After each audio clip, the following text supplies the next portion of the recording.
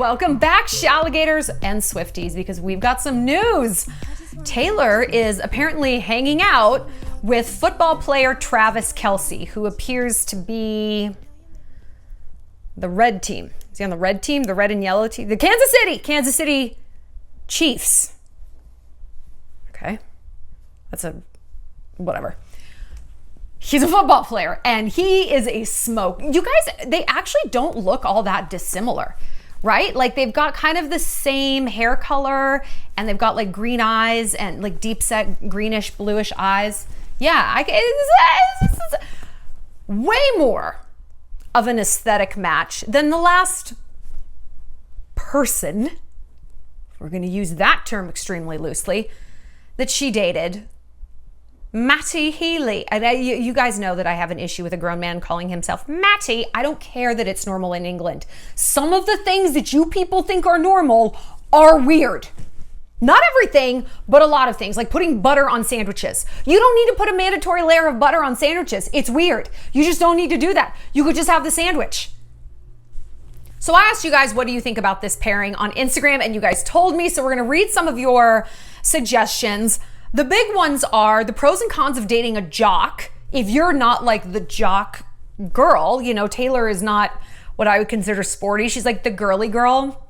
She's both 13 and 85 at the same time. I don't get it. You know, we have a complicated relationship with Taylor. She's such an incredibly talented person, but she's sort of like this amalgam of all of our worst traits, but also all of our best ones. I don't know. It's a lot to unpack. So we're going to talk about what it's like to date the jock. I have perennially dated the jock, and I am not the jock girl. I'm the princess. Is that actually a great fit? And I'll tell you the pros and cons of dating an athlete. Like, it's pretty much, I'm starting to realize that that is actually one of the deal breakers I have, to date a guy who's an athlete. Now, a professional athlete or a college athlete are becoming harder and harder to find living in Bozeman, Montana. But you can still find that ethos without having someone who signed to the red team. You can do it. Some other topics you guys have are dating outside your work field. I think that's really good. Okay, so we're gonna get into all of these. We're gonna break down what's going on with them. Is this even true? I don't know. Kelce himself seems to be kind of stirring the pot here, which usually I feel like it's the girl, well, Taylor, who is like dropping the Easter eggs and, you know, always has to kind of do the most. So we're going to get into this. But before we do, you guys, we are still raising money for our favorite fundraiser, Whispering Willows Senior Dog Sanctuary. It's a family that opens their home to dozens of senior dogs that are basically not going to get adopted. And this is how they're going to live out their final chapter. I don't like to talk too much about it because I will cry. You've seen it. I will cry. But I'm trying to raise $2,000. I think we've raised about half of that so far. You can donate straight on my Instagram or the links below if you want to use Venmo, PayPal, Cash App, donate directly. One fun thing you guys can do is sponsor a dog, like a specific dog. They have, I think, 3 dogs that need sponsoring because they have a lot of medical bills. I'm sponsoring Honey Bear. And I thought it was meant to be because I call Cowboy Honey Bear. And I was like, okay, this is perfect. And she needs about $1,000 worth of medication a month because the people who abandoned her, let's just say they abandoned her because they had a baby. They abandoned her because they had a baby. That is your baby. That's your baby. If you have another baby, does the first baby go out the fucking window? Drives me crazy. I can't. I'm sorry. Nope. Anyway, if my advice has helped you, and you know I do these videos for free, almost everything I do is for free. If it has helped you, please pay it forward. $10, $20, $20,000 would really make a huge difference. It would mean a lot to me personally. I, of course, donate all the time to them, and I have no affiliation. I just think what they do is really awesome. Also, let's talk social issues. You know, we have our Nadine News Network where my mom brings up things that she's read about. So her and I were having this conversation the other day about book bans. Like states that are trying to ban certain books. I thought these books were like Mein Kampf, like Hitler's manifesto. No, the requests to ban books have hit a 21-year high. So we are not moving in the direction of free thought. And the books that they're trying to ban are like To Kill a Mockingbird. Toni Morrison's book called The Bluest Eye. I haven't read it, but I don't know. What's it about? Is it that incendiary? And even books about Martin Luther King Jr. and Anne Frank. Anne Frank!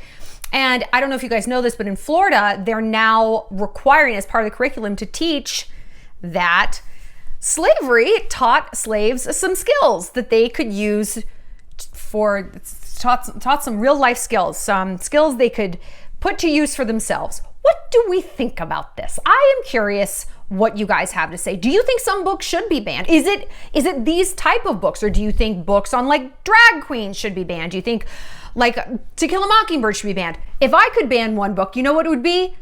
The 7 Husbands of Evelyn Hugo. Or is it 8 husbands? I don't know how many husbands it was. I stopped paying attention around husband number 4. That book was terrible. It was terrible. It was bad. I thought it was bad. The dialogue was bad. Did you read it? God. I joined a book club. I will never join a book club again. So listen, if I was in charge of this, that's what I do. But yeah, like, what do you guys think? Do you think we should be banning books? I, as an author, do not believe in banning books at all. I think that people really need accurate information to set them up for success, especially kids. And if we're trying to pretend like Anne Frank didn't exist or Martin Luther King Jr., I find that so incredibly bizarre and so hurtful. But tell me what you guys think. If you have kids, has this something that's come up for you? Okay, and I'll report back to my mom and let her know what you guys say. All right.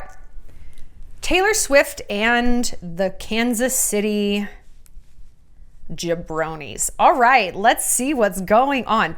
So there's been like a source telling the Messenger, what the fuck is the Messenger? Like AOL Messenger? Are you telling my AOL Messenger from 1998? It's like, hey, is this your away status? What is the Messenger? But a source has said Taylor and Travis have been quietly hanging out. She saw him when she was in New York City a few weeks ago. So, I'm very like, whatever, because I've done this job and I know that sometimes sources,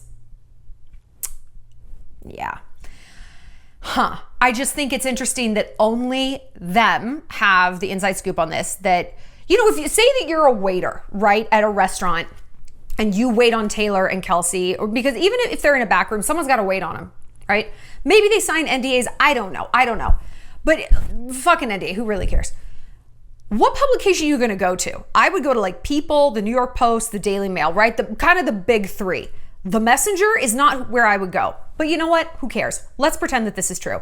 Because from what Travis is saying, and he could just be kind of trying to like get some clout here. He did a little podcast with his brother, Jason, who plays for the Philadelphia Green. What the fuck they are.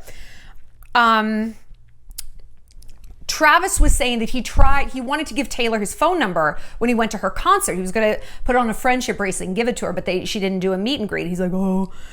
And then his brother was kind of hinting that Travis did end up meeting up with her when he was in New York. The brothers were discussing Travis's mustache when Jason, the other brother, asked whether or not he found out what Taylor Swift thinks of the new look. We're not going to bring up, let me do my bro voice. Yeah, we're not going to, why do I have to do my arms like this? Why do I have to go into the robot? The brobot?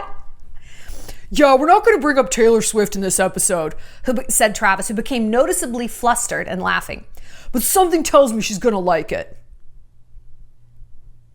So, I don't know.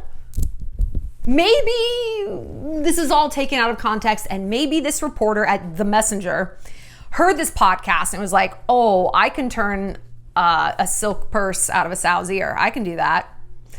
Who knows? But I like to think it's true. Even though that Fernando Alonso Formula One romance didn't seem to be especially true. But again, it's like, who knows? Like, it's like anything else. These people could have hooked up once and it went badly, or they're still seeing each other. We see, it's just tips of the iceberg that we see. What we did unfortunately see so much of in terms of Taylor recently was that person, Matty Healy, and the teeth. I will never let it go. The teeth. Never.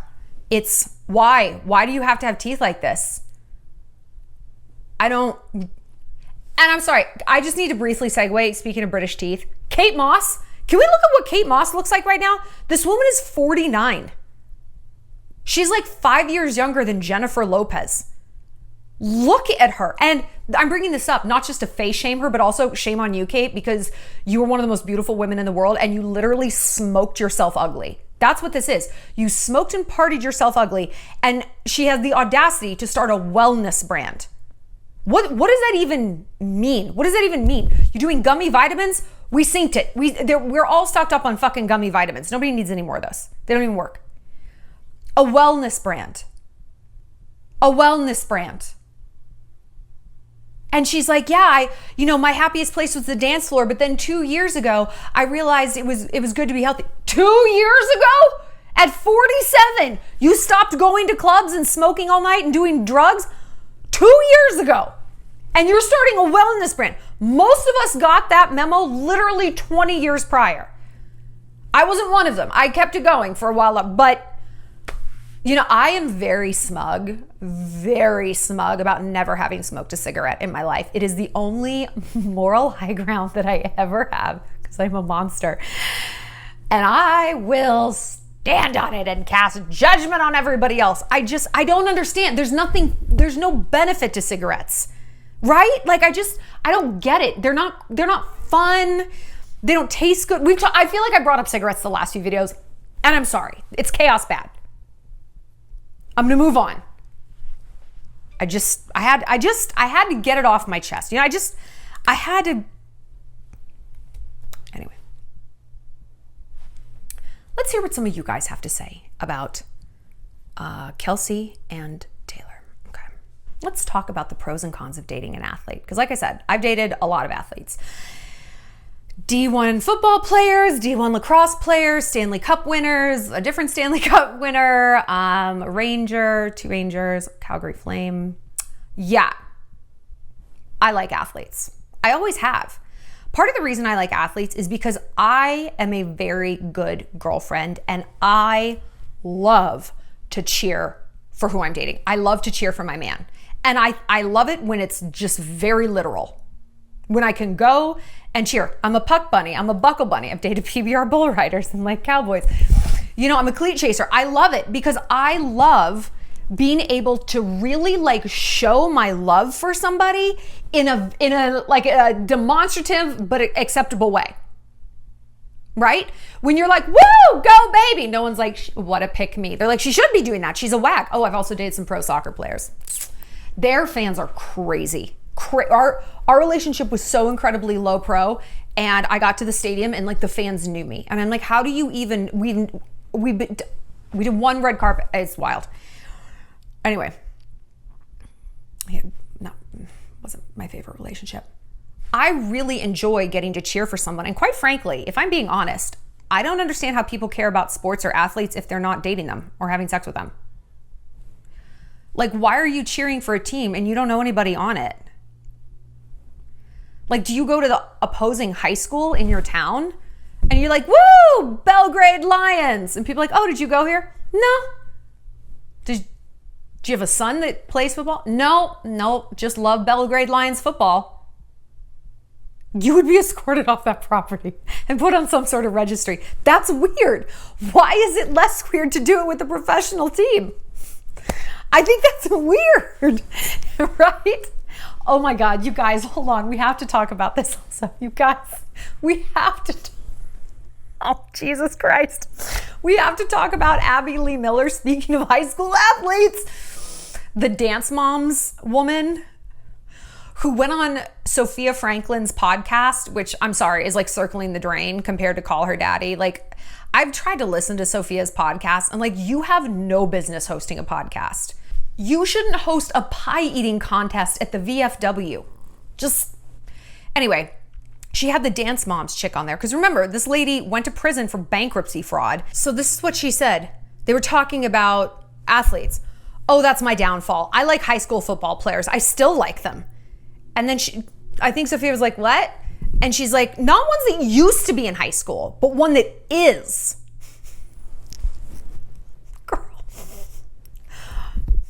If that's what you're into, for God's sakes, keep it to yourself. Okay. Or at least have the decency to be hot. If Jennifer Lopez said that, I wonder if people would be like, oh, or they'd be like, well, But like, I feel like college football, okay, yeah, fine. High school. Ugh. But let's keep talking about jocks. I like dating high-level athletes because, well, their bodies, their mindset. You guys know I'm huge into mindset and all of that. I just got back from my retreat with Laura St. John. Check out some of the highlights on my Instagram.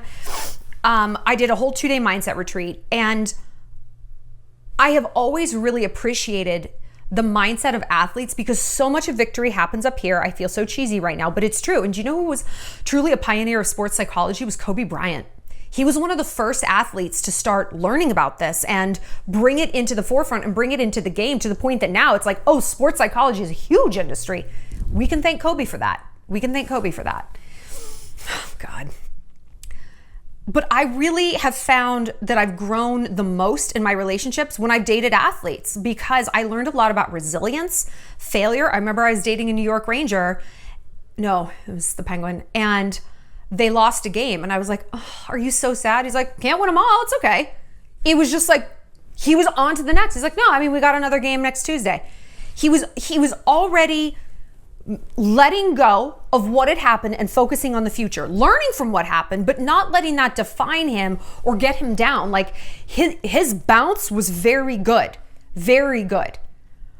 And so that's always taught me a lot. And I think someone in Taylor's situation, where she's so famous and she has a lot of pressure, she's an alpha female, and listen, we all are too, most of us are. And it's okay if you're not. The opposite of alpha is not necessarily beta. Just if you're not an alpha like me, you're not like a beta. You're just a normal person. That's okay. Beta is like its own pathology. The way alpha is the inverse of that pathology. It's the better, you know? We talk about pigeons versus eagles. Some people are beautiful parrots and swans. There's not only two types of birds. Anyway, I think for us as alphas, to be with a man who is in that alpha energy in a way that is so incredibly focused, like it is so outcome oriented, and therefore the way he conducts his mind is instant and outcome oriented, I think is a great thing, Like I said, in the Shallon I've been thinking a lot and talking a lot about cognitive behavioral therapy, which I really like because it's like action. You know, it's like, what can I do to feel better? It's not just, let me navel gaze at my problems for 3 hours. I know what my problems are. I think about them all the fucking time. I don't want to feel this way. And I think athletes have more of that mindset. Also, did I mention the body? Yes. Why would we not want to date someone who views their body as a performance vehicle and is always trying to be better and is always in tune with their body and always listening to it and doing what's best for it? That's amazing. The downsides of dating a jock, at least a professional athlete, they probably cheat. They cheat. Because have you ever heard the saying, a man is only as faithful as his options? Yeah. How many options do you think someone like Travis Kelce has? I know how many options my ex-boyfriends had, so. And it's weird because men truly do not always consider sex cheating. It's like, but it was just sex. Like, I don't like her. I love you. I love you. Right? Studies show that men find a sexual affair that like his girlfriend or wife would have. If she fucks somebody, it's over. It's over. Because biologically, a man can no longer trust that the offspring she has is his. I know it doesn't always make real world connected sense, but that's how they're wired. Women, on the other hand, we find emotional affairs almost intolerable. Far more than a sexual affair. I mean, think about it. They're both intolerable. If my boyfriend was like, oh yeah, I got a blowjob from a stripper tonight, I hope she enjoyed opening her mouth because I'm going to break her jaw and it's going to be wired shut for 8 more weeks. That would not be good. But if he's like, hey, I have feelings for this girl who works for my company and we've been flirting and getting close, like that, I can feel it right now. That feeling inside me is, I want to throw up. It's intolerable. Our hardwiring says we cannot trust that man to care for our offspring now because he might have other offspring that is now the priority. It's interesting how that meters out. So for men, sexual affair, gone. For women, the emotional affair, gone. That's so much more hurtful. Like, think about it. When someone cheats on you, if you've ever been cheated on, what was the first question I bet you asked your boyfriend? Do you love her? Right? It wasn't, well, did you go down on her? Did you come inside her? And that's horrible and you don't want to know. But it's, do you love her? And the guy's like, did you fuck him? Like, it's different. It's different for guys and girls. It's different for guys and girls. And I'm not saying all athletes are like this, but let's explore the idea of alphas and monogamy. Is it harder, do you think, for an alpha to be monogamous? If we're going based on the assumption people are as faithful as their options, right? Well, we can say men. But I wonder if women alphas struggle with monogamy more because their needs are so complex, right? I am 1,000 different people. I feel every human emotion possible in any 24-hour period. I cover them all. I hit all the bases. I'm laughing, I'm crying. If I had like a doctor just like live stream, I'm just live streaming into a psychiatrist's office in a 24-hour period, I would be institutionalized. We all would. We would all be institutionalized.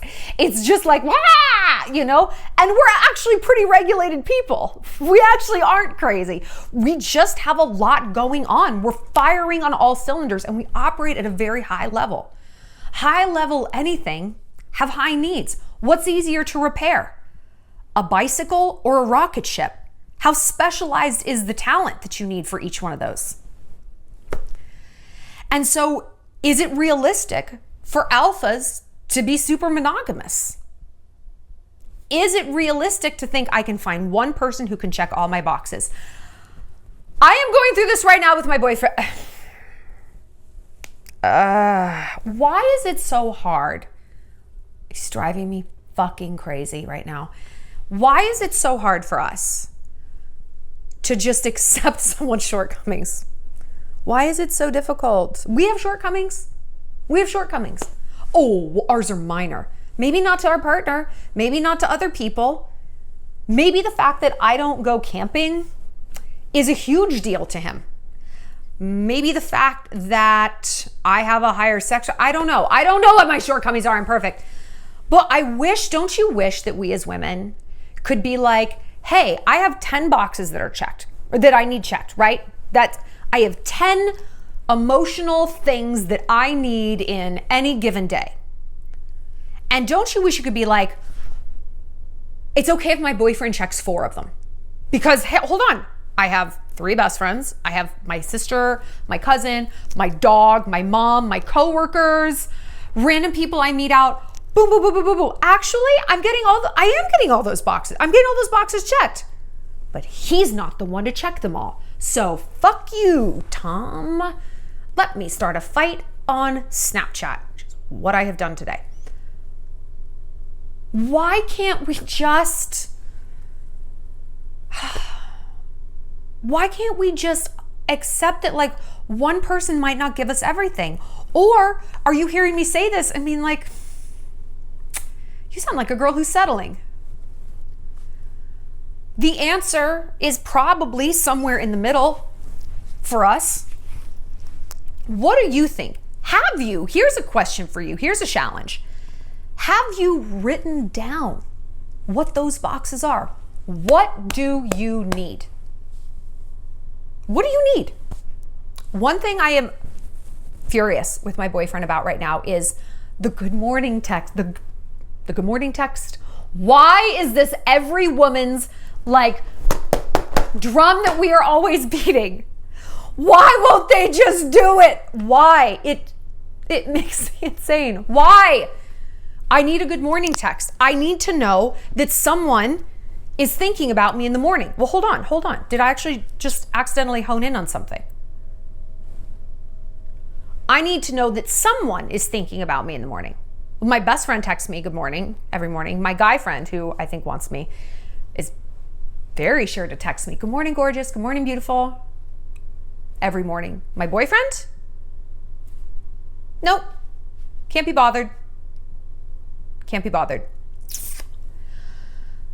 So can't I just be happy that I'm getting that need met? Well, no, you might be saying. You probably want to hear from him and him saying it because he's supposed to be considered a first responder in your life, right? He's the emergency contact. He's the person you have sex with. Shouldn't that result in more needs that they have to meet? Because unless I got it wrong last time I checked, boys don't suck their own dicks, right? What do you guys think? If you actually write down the needs you have, are you happy if they are just simply met, or do they need to be met by specific people? What do you think? I think that this is an interesting debate. And it's not, the point isn't to let guys off the hook for shitty behavior or to settle or to keep sweet or be the cool girl. It's to feel happier and to feel more content with what you have. Gratitude turns what we have into enough. Now, I believe in toxic gratitude that can veer into a beggar's mentality. Oh, please, this is scrap. We don't want that. We don't want that. But if we can cultivate a little bit more happiness, given what we have, and look at things as the glass half full, is that a good thing? I don't know. What do you guys think? Let's keep talking about Taylor. Dating someone dumber. Listen, I don't know how dumb or smart Travis Kelce is unless you're referring to Taylor. You might be referring to Taylor. But let's just assume that because you have like a job, okay, let's assume he's dumb. Okay, let's assume not dumb, but not as smart as Taylor. Taylor is an incredibly brilliant songwriter and musician, and music is math. Like, music is so incredibly hard to do. It is it's fucking witchcraft. It's witchcraft. And she's got so much business acumen. She can be a real pill. We know this. But you cannot say she is dumb. You can say she's ruthless and she's a bitch and she's conniving and manipulative. Yeah. Not dumb. Not dumb. What are the pros and cons of dating someone dumber? Is it a good thing? Here's what happens when we date someone dumb. We think that dumb equals safe, right? We love safe. We want to be safe. We want to feel safe. We want to anticipate outcomes and ameliorate risk. That is our hardwiring as human beings. It's the reason we became the apex predator, because we're really good at this. We're good at running risk analysis. And much of the time, when we've got a broken heart, when we have been conned by a fuckboy, because that is how it feels, right? You feel like you got caught in this great emotional Ponzi scheme. You're like, I need someone who is dumb, who's predictable. And I don't care if that predictability, I would love it if it's based on strong character and following through. That's great. But if it's based on he's too fucking stupid to run a game on me, he's too stupid to go out and cheat on me, whatever, it's fine. I just don't want to get blindsided again. I just don't want to feel like an idiot. I just want to have a little bit of power here. That's what we think. We don't say this at brunch.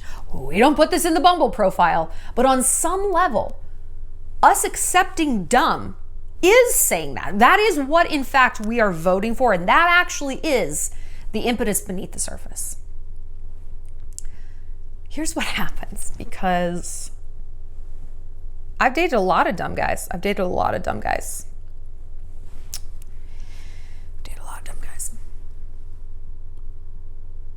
Their idiocy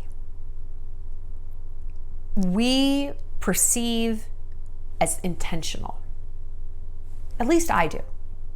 You didn't respond okay to my emotional text because you don't know what else to say. You responded okay to hurt me. That's where my mind has always automatically gone. You're doing this on purpose. You're doing this to hurt me. And what does that activate in me? War. It activates war. Probably because I just want to be warlike, so I don't actually have to behave like an adult. So if I can think someone fired upon me first, I can now return fire. And boy, oh boy, what an artillery strike I will deliver. And guess what the fuck I get for it? Guess what the prize is? I'm alone, right? It incinerates relationships because I have assigned intent to stupidity, right? To inability to ignorance, I have assigned malice. Malice. But you know what? Let's forget about intent for a minute. If you're dating a guy and you pour your heart out, you do something, you go out on that emotionally risky limb and he responds like a dummy, does it even matter what the intent is? I mean, if it's malice, yeah, you want to know that so you can get the fuck out of there, not before emotionally torching him down. But what if it doesn't matter? This goes back to the talking dog. I talk about this a lot. I can ask Cowboy any question I want, from what do you think of Nietzsche's views on Dionysus to what time is it? It doesn't matter how I ask, what time of day I ask, if I ask stern, if I did it. He is never going to answer me. Cowboy's never going to answer. He's going to stomp his little paws, maybe look at his weenus, and that's it, because that is his capability. And I have never once assigned intent or malice to his inability to give me what I need. I can look at him and be like, that's all you're capable of, that's all right. But with men, how fucking dare you? It feels so personal. It feels so personal. And listen, girl, you look around at their life, it's like, that's interesting. You can go hunting with your friends and be on time. You can't be on time for a date with me. You can talk to your sister when she's having a bad day, but you can't talk to me. First of all, talking to his sister, who knows what he's saying, if he's saying anything relevant, right? Anyway, it doesn't matter.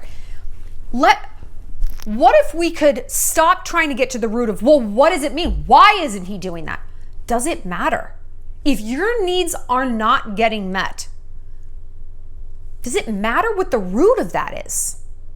Sometimes you could say, well, yes, because then maybe I could change it. Okay, yeah, I mean, that's true. If you can get to that, you can be like, hey, is it you just don't understand how to respond to me? So you're just like, I'm just not going to say anything. I don't want to make it worse. Let me tell you like some things that would help me. Maybe you could change things. For sure, maybe you could. Maybe you could. Maybe not though. Maybe some people's limitations are what they are. And I've dated guys like this. And I told myself, well, that's okay. He doesn't need to know about like policies in Libya. Who cares? I just need him to be curious about me. Guess the fuck what he wasn't curious about? I don't need him to talk about philosophy. I just want him to talk to me about his day and my day.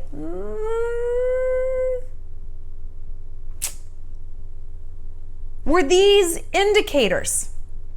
Could I perhaps have seen this coming? And if I had not been so focused on safety and ironically being able to predict outcomes, maybe I would have been like, you know what? That dude is not a fit for me. We're not the same. He has no curiosity about the world. I have nothing but curiosity about the world. He's curious about hunting season. I'm curious about Formula One races in Monaco. We're not a fit. We're not a fit. But I thought it was a combination of ignorance and hubris. All of these other things he doesn't do, he will suddenly magically do for me, right? And I think that's what we tell ourselves when we date somebody dumb. I don't know. I think we have all been in the relationships, whether it's a friend or it's a dating situation, where there's a difference between lonely and alone. Alone is not always the loneliest feeling at all. You're like, okay, I'm in my house, I'm making my snacks. Lonely? I feel lonely now with my boyfriend. I feel very lonely in this relationship. And I'm telling you guys because he doesn't seem to want to fucking hear it today. So maybe he will tomorrow. I don't know. But for the moment, I feel incredibly lonely. And loneliness to me is, I think I have someone in my corner. I think I have these boxes checked. I'm trying to check their boxes, and I, in my mind, have mentally checked the boxes that they're checking for me. And so I've taken it off my plate. Oh, okay. Well, if I have a bad day, he's gonna pull up for me, he's gonna listen. And then they don't. And it's twice as hard as just simply being like, oh, no one's gonna check these boxes today. I don't have resources in that field. Okay. It is devastating when you think you have somebody and you don't in your corner. That's hard. And that can be dumb people. Or have you dated, perhaps are dating, you can be honest, kind of a dum-dum and you're like, actually, it's really relaxing. They're not picking fights. They're not constantly chirping at me and arguing back. Girl, maybe what you're looking for, because yeah, that sounds amazing, is someone who is kind, not dumb. Have you been equating the two? Have you told yourself that dumb is the same as kind?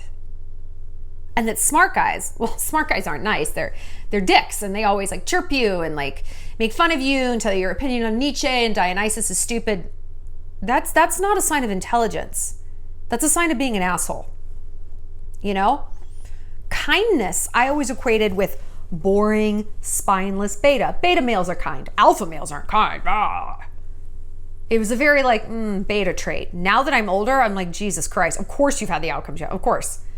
Kind is like top 5 now for me. And a few years ago, not at all. It's like, what?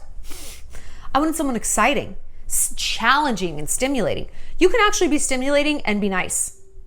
Stop saying dumb and expecting to get kind. Let's see what else we're going to talk about. Dating someone outside your field. Okay. This is a big thing. Because listen, we're tribal creatures, right? Birds of a feather flock together. We develop closeness and we bond based on similarities. We talk about the 5 pillars of compatibility all the time. Sexual compatibility, communication compatibility, shared goals for the future, shared values and ideologies, religion, politics, and recreation. We like to do the same things on the weekend, right? Now you're going to look at someone in your industry and be like, duh, that checks lots of boxes. Chiefly shared goals, probably, right? Hey, we're both authors. We both want to get published. The rub there is those are goals for you as an individual. The pillar of compatibility about shared goals is about you as a couple, a family, where you want to live, the house you want to build, the kids you want to have, the dogs you want to adopt, whatever. It's not we have the exact same personal goals. Think about your goals for your appearance. Would you want to date a man who has the same goals for his appearance? Well, yeah. No, I don't think you do. Lashes, right? Just like big tits. You want to date a guy who wants big tits? You want to date a guy who looks great in like leather shorts? See what I mean? No, you don't. You want to date a man who takes pride in his appearance and who has his own individual goals in that lane, but they are not the same. These aren't the same goal. And so when we look at people dating within the same industry, again, on the surface, it's like, yes, so much in common, but what commonalities of dating someone who has a similar job as you clicks in those 5 pillars of compatibility? Sexual? Can you only fuck someone else who works at a rental car agency? I don't think so. We talked about goals. Shared belief systems? I mean, maybe. It depends on what you do for a living. If you're both like, I don't know, maybe. If you're both like wildlife conservationists, yeah. But I bet you could find someone who works at a rental car agency who also wants to save the elephants. Do they need to work in your exact same field? Recreation. Now this one's a bigger one, right? If you're a hunting guide, yeah, you might be a better match to someone who's also in that field. That is the one place it could come up. But unless your job has a huge recreation component, like a hunting guide, that is recreation for many people. It's who you're guiding. If you're a graphic designer, what you do for fun might not be what that graphic designer does. Your architecture job and then your hobbies don't relate to what another architect wants to do. Hitler wanted to be an architect, or he would have been a good architect. The art doesn't matter. I'm sorry to bring up Hitler and his art. My point is, when we look at it that way, it's like, oh yeah, I don't know how much compatibility that is realistically going to give you. So what is the benefit of dating someone inside your field? I guess we could say empathy, someone who gets it. I could see, if anybody would be susceptible to this, it's me. I'm an influencer. It's a very isolating career. I mean, it isn't because I get to connect with you guys, but in terms of other influencers, I know like 2. I bet you know more than 2 people who do your job. I bet you can walk into any city in the world and find other people who do your job. And I could too, but it's a little harder. They're maybe not at the exact same place, you know, like if you make ice cream, you go to another ice cream place. It's more of a challenge. And so I did once upon a time date another creator, and he was a fucking nightmare. I hate him. I hate him. I hate him. Drop dead. Drop dead, Brandon. He knows what he did. And my boyfriend knows too. And if you ever set foot in this fucking town, he'll kill you. Anyway. It didn't go well. All of these commonalities I thought we had, yeah, like some of the conversations I had, he could understand, making merch and, you know, clicks per mile and all of this stuff. It's like, cool. But then I'm like, all right, I could have this conversation with my manager. I could have it with my assistant. Does this create more of a sense of actual lasting connection? It created a very good surface level sense of connection. But what I actually needed as a woman didn't really factor into the fact that he understood how I make my merch and we use the same company. It's like, oh, that's cool. Listen, it was a commonality, but there were so many other things missing, it didn't make up for it. It didn't make up for it. I'm not saying that you should date someone who, if you're a conservationist, they're a big game hunter. No, that's not shared values. But look beyond your office. I think truly the grossest love story in the world is Pam and Jim from The Office. I would rather die alone than just date someone who is literally the closest person in proximity. That would be my tenant. I have a guest house on my property and a guy rents it. I'm okay. But that's what that dream was. It's like, oh, and she found him. He was right there. When the fuck did we get so lazy? When did we get so lazy that we can't be bothered to go out on dates and to branch out and to spread our wings a little bit and to take a little fucking risk, right? Go up to the guy in the bar, get on Bumble, download my dating course. Why is it such a win to date someone who is simply so close? Well, we're in the same industry. It's a good thing. As we have explored, maybe it isn't. Depends on what your thing is. But listen, the flip side to that empathy, how that can curdle, is competition. It's ego. One of the worst boyfriends. Well, actually, so we have Brandon, the creator, who is the absolute worst person on planet Earth. The second worst was when I was a writer and an editor. So was he. He was an editor at The Onion. You would think he edited Harvard fucking Business Review. And I was an editor at the New York Daily News, which is a newspaper. It's not like a tablet, it's a newspaper. And he'd be like, oh, bleh. I'm like, at least I report things that actually happened. Okay? You just make shit up. He was so competitive. He was never happy for me. He was always cutting me down and trashing my education. I have a great education, by the way. But it was always a competition. And it very quickly completely obliterated any sense of, you know, commonality that we had. Or, oh, this man can understand me. Oh, he could, in the way that he knew exactly what buttons to push. Because they were the same buttons he had. And he was going to push mine before I could push his. It was combat. He dumped me on Valentine's Day. Piece of shit. Anyway, my point is, dating someone in your industry, not all it's cracked up to be, especially if you're a creative, because again, that competition, that jealousy comes in huge. So last but not least, we can wrap a little bow on this by touching on one more thing you guys suggested, which is why giving someone who isn't your usual type a chance can be a good thing. Again, it's our risk machine that's going to pull us towards things that are familiar. Is that machine going to pull us towards things that are happy making? Not the same thing. No. It's going to pull us towards something where we think we can predict the outcome. Okay. Only you can know what that is for you. Only you can understand what that is. Maybe you always go for the jock. Maybe you always go for like the soy boy, like creative type. Maybe you go for the guy who's like your dad. Maybe you go for people who are completely opposite of your dad, right? Because you don't want to repeat that outcome. Sit and think with that. Write it down.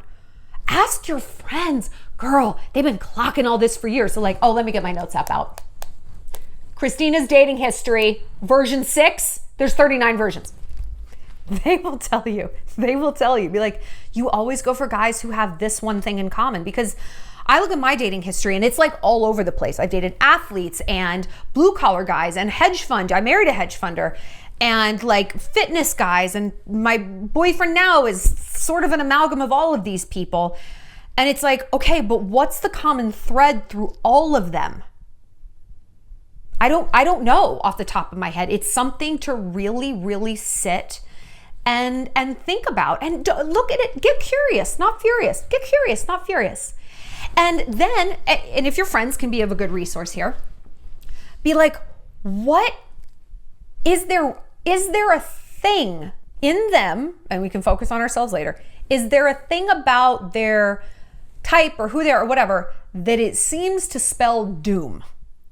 Like, none of them were really truly single, maybe. They were all, twisted about their ex or fucking around with other girls. I don't know. Were they all very, very religious? Were they all undereducated compared to how your education is? I don't know. Were they all Republicans? Were they all Democrats? Just see if you can find a little bit of a common thread there. And then be like, okay, I'm going to date guys who have been single at least a year. I'm going to date guys who aren't political really at all, or they're the opposite party, or they're super religious, or they're not religious.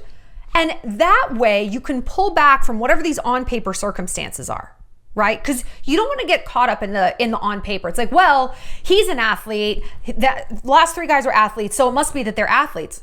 No, maybe that isn't what spelled defeat for you. Maybe it's that you need someone who spends a lot of time with you, and an athlete simply can't do that.